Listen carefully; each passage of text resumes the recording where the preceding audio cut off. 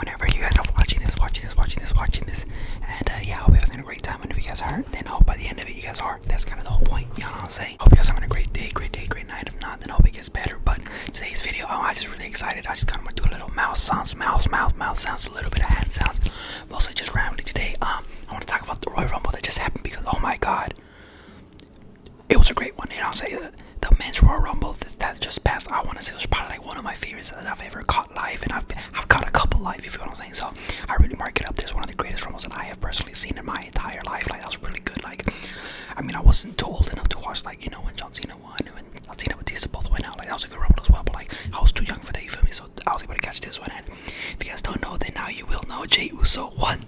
Jey Uso. Yay. He ended up winning, which again is funny. I brought it up in my last video. I was like, there's a couple people who go in, and I was like, oh yeah, Jey Uso, yeah, right. And like, I kind of laughed it off because I didn't really think they were gonna push Jey Uso like that. Not that I don't think he's deserving of it or not. It's just I didn't know that WWE or Triple H saw him like that as well. And it was just so amazing. Like, when he eliminated Cena, I was like FaceTiming my girl, and I jumped up. I was like, oh my god, like, I was like, holy shit, they're pushing Jey Uso. Like, I didn't think this was gonna happen. Like, this was so cool.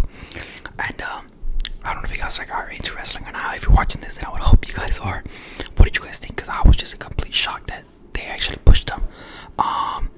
Yeah, I mean, I guess I could talk about the whole Rumble from the beginning. You know, let's go in chronological order so it fucking, you know, makes sense. But you know, the women's Rumble started off with Io Sky, and who else was number 2? Liv Morgan. I think they started. Yeah, it was them too.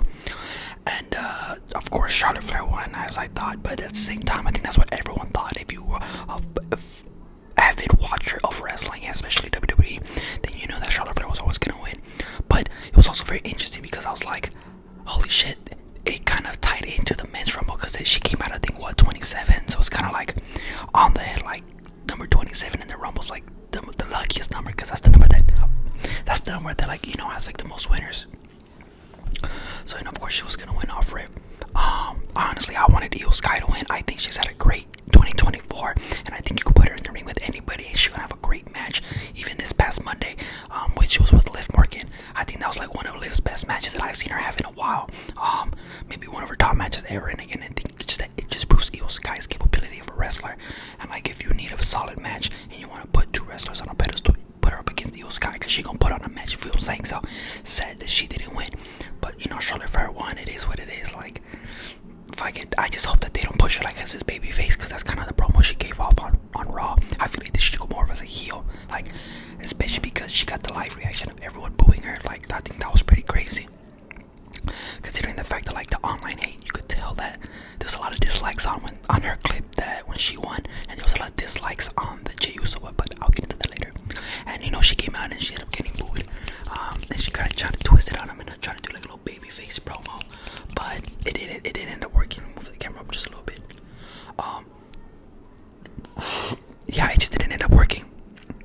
I should keep getting booed.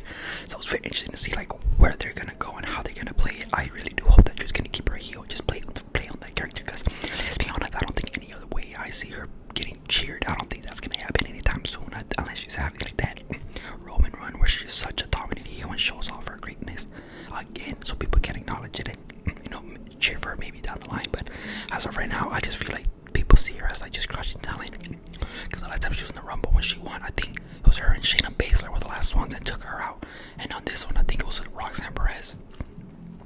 So again, like, it just feels like she knocked down the younger talent. Again, it's not her fault. That's just what she's getting booked as. Like, you can't be mad at what you get booked. You feel me? You can only do what the job you're given. So that's what she has to do. But again, I was a little disappointed that she won. But it is what it is. I know she's gonna have a good match wherever she goes up against. So fuck it. Let's just see how it goes. You know, can't be too negative about it. Let's just see how it goes. How she goes from there and see what kind of run she has. But I think it's rumored that she's gonna go up against Tiffany Stratton. And I'm like, no, I really enjoy her wrestling, and I feel like she should keep a run with that title. But it looks like they can fucking give it to Charlotte. But I would be very, very surprised if Tiffy beats Charlotte at WrestleMania. I think it'll be kind of cool. I feel like what they should do is Charlotte and, like, you know, Charlotte's if Becky Lynch comes back, if, you know, the Bayley, they should go after for right now at least, the US and Intercontinental Championships respectively, because I feel like they could use a lot to build up those titles. You know, So I feel like give those credibility, like, oh, Charlotte Flair had it, Becky Lynch, the Baileys, like, you know, these wrestlers are like, oh shit, these dominant champions could carry those titles and actually bring some prestige to it, you know. no disrespect to Ara Valkyria and Chelsea Green, but you know what I'm saying, I'll be kind of cool to like, okay, here's where like they get their workers title from, you know what I mean, like how Brad and Sean gave those titles to Intercontinental. It means I'm like, yo, that's like the next up. I think it would be really cool if they could do that with them, but again, let's see how it goes from there. The Motor City Machine Guns and the DIY match, I was watching Wrestle Talk and they kind of hyped me up about it because when I agreed, I thought these two teams were capable of having like a great banger, a great match. Just one of those matches where like it felt like it belonged in the black and gold NXT. You feel what I'm saying? Like I feel like they had that caliber of match they could have had. They had a fine match, you know what I mean? Nothing too crazy. Again, it was just a timing issue because it was right before Kevin Owens and Cody Rhodes, which we all knew was gonna take up a bunch of time anyways. And then the Rumble's an hour at least. So you knew they were gonna have a short time. I wish they could have had a little longer, you know, and just kind of like build them up, because how they want to build the machine guns up. I feel like if they had a longer match and just showed how capable of just great wrestling, it could have really put a lot of people onto them in terms of this big of a stage, I should say. And yeah, I was very disappointed they didn't have the great longest match how I expected. It's a great match nonetheless, and now it looks like Montez, the Street Profits are coming back. It looks like they might end up winning the gold. It looks like they're gunning for it. So maybe it's just like, you know, Motor City Machine Guns, y'all come in later. Right now it's gonna be the Streets Profit time, which I don't mind either. I'm big fan of both. So I think that'll be great for both of them to just win something and give them that edge that they need. That I feel like the Street Profits have liked for a while, especially this like anger and that like mean streak that they showed. I was like, okay, that's pretty fucking cool. Like these guys are, you know, they're pushing them. So hopefully the men's division can eventually, you know, men's tag teams division can be strong again, and you know, build up those divisions like it was strong for a while with like the Usos and stuff. So, you know, let's hope that's what's gonna happen. But yeah, another alright match between them. Wish it could have went longer, but it is what it is. It is what it is. And then we had the fucking amazing match of Cody Rhodes and Kevin Owens. Fucking banger of a match, you know. I think it was paced perfectly. The spots were fucking crazy. Like if you guys haven't watched it, I recommend go watching it, especially against that match, because they put on a fucking show. Oh my god, the spots were incredible. The storylines was awesome. You could tell it added a new dimension, I think, to Cody's character, which I'm not saying it was lacking, but after a year, this is the start where like the championship runs get a little stale, and they want a little oomph, a little extra before people start calling out for new champs. You know, smoke break. I think that they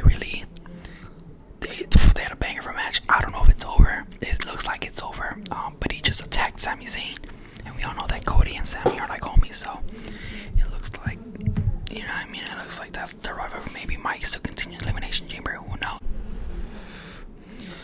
You know, see how it goes from there. But honestly, that match was great. The spot where Cody hit the Alabama Slammer through a ladder, I think was fucking sick. That was a crazy spot.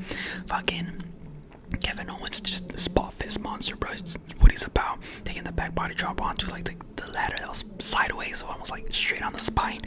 That was crazy. The fucking suplex that Kevin gave onto Cody Rhodes on the ladder, and Cody sold it like he was knocked out. Dude, that shit was sick. Yeah, I think that was amazing. I was like, holy shit, this match is fucking dope. I also popped like a fucking edible, so I was out of this world enjoying the match even more. So, you know, remembering the match is a little hard, but I remember enjoying it. I remember just being happy, and I was like, shit, this is a great match. And I hope you guys caught it, and if not, please go catch it, because that was amazing, you know. So again, Cody Rhodes' run, very interesting to see that when he won, he was raising the title, and then he went back and he stood over Kevin Owens by standing on the announce table and almost like flaunting at that point, you know, adding that, like I was saying, an extra layer character. Was like, it goes from being happy that you won, and then this is where you're boasting and bragging on your opponent, which is something you don't see a lot of baby faces do. So it's kind of interesting to see that Cody was doing that to Kevin, and you know, Sami Zayn was looking up at him too. It's kind of like planting the seeds of like, hey, maybe you're not as good as like I thought you were, Cody. You fucking beat the fuck out of this guy, and then you still raised over the title over him. Like, you know what I mean? Like, kick a man when he's down. Though that is what Kevin had coming towards him, because that's how the storyline needed it to go. You feel me? So it's just interesting to see how those things are playing out, and just trying to see where they're gonna go from here. And sorry if I have random cuts, because I'm hitting the vape, and I think it'll be awkward if you just see me fucking rip this shit and like blow into the mic. So sorry about that. The men's rumble, and I'm just gonna keep it short, you know what I mean? Penta had a great showing, even though he eliminated himself like within the first 2 minutes, which I thought was hilarious. But that's Penta though. Like if you're a fan of Penta, that's kind of he be botching a little bit, but that's his character, bro. Like it's cool. God, they start off with the Ray and Penta 1 and 2 little dream match for people who haven't seen that before, because you know they have a couple encounters in Lucha Underground, and I'm pretty sure like AAA they've probably encountered now that I've seen, but I'm pretty sure they've fought there. But for sure I know Lucha Underground when it was Penta Negro, when he was still going to that moniker. Again, started off great, matches was sick, everything leading up to it was so cool because it showed the depth that this fucking roster now has, where like the first 15 people were like, you could say I guess mid-carders, but even then each one was like, ooh, they add a little like pizzazz to the match and actually good wrestlers, and like they add to it and it just made it nice and exciting. Because the later half, like the 16 was Roman Reigns, and then I think from then on it was just like star after star after star after star, especially once it started getting to the 20s when Cena, Punk, Rollins all came out back to back to back, followed by Dominic Mysterio. Dude, it was just a fucking sick moment.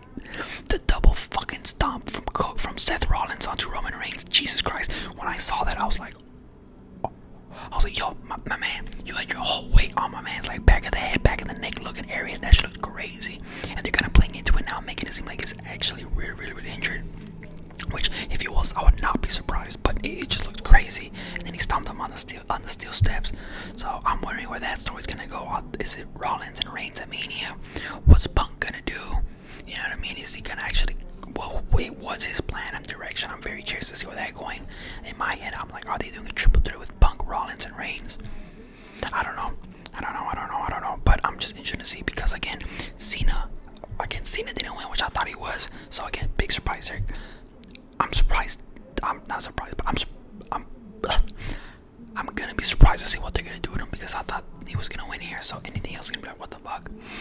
Again, Jey Uso, I've seen a lot of hate on social media online that he won, which is crazy because I feel like I kind of understand it a little bit. But when I went to the Raw on Netflix premiere on the 6th of January, and then I was in person and I saw everybody in LA hitting the yeet, bro, I was like, oh shit, he's fucking over. Oh my god, like I didn't know he was that over. So then now again, when you see him come out on Monday Night Raw and you have the whole crowd again going crazy for him, to the point where he had to, before he cut the promo, he did the heat. They were like, one more time, and then he did it again.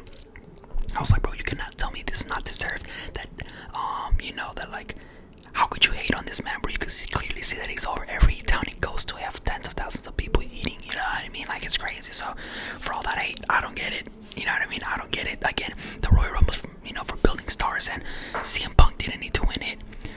Seth Rollins didn't need to win it. Roman Reigns didn't need to win it. They were all gonna go to main event, or at least be at WrestleMania with a big prominent role in it.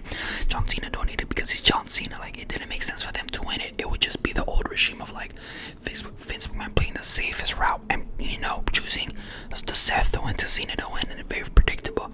I think this is new and interesting to see where they're gonna push it, where they're gonna take it, because again, now it really is anyone can win the Rumble. Like, because then next year it's gonna be the whole like, what if Jay won last year?